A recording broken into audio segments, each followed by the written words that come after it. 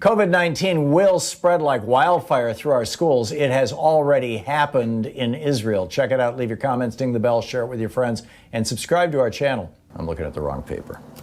Israel, here we go. It's in the New York Times, on the front page, in fact. When COVID subsided, Israel reopened its schools. It didn't go well. And they say, as the United States and other, this is Isabel Kirshner and Pam Bullock. As the United States and other countries anxiously consider how to reopen schools, Israel, one of the first countries to do so, illustrates the dangers. The Israeli government invited the entire student body back in late May. Within days, infections were reported at a Jerusalem high school, which quickly mushroomed into the largest outbreak in a single school in Israel, possibly the largest outbreak in a single school in the world. The virus rippled out to the students' homes and then to other schools and other neighborhoods, ultimately infecting hundreds of students, teachers, and relatives.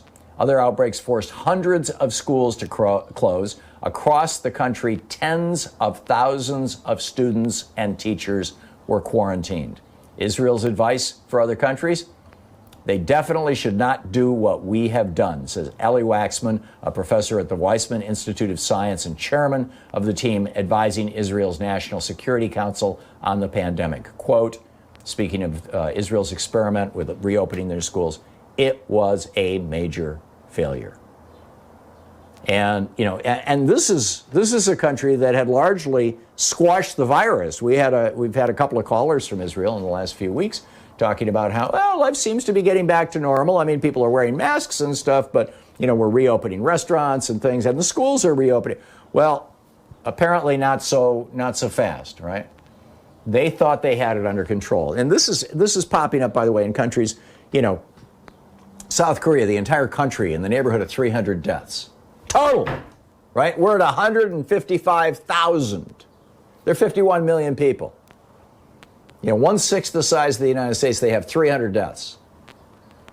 You know, it's like, but now they're saying, oh, wait a minute, we're starting to get a little, you know, the hot spots are popping back up. This virus is insanely tenacious. It's insanely strong. It's very, very potent. And, you know, it's something that we're going to have to deal with and live with for a long, long time. And, but I guess, you know, the larger question is, are you willing to have your Social Security? Are you willing to let conservatives cut off the lifeblood of Social Security in the name of the pandemic?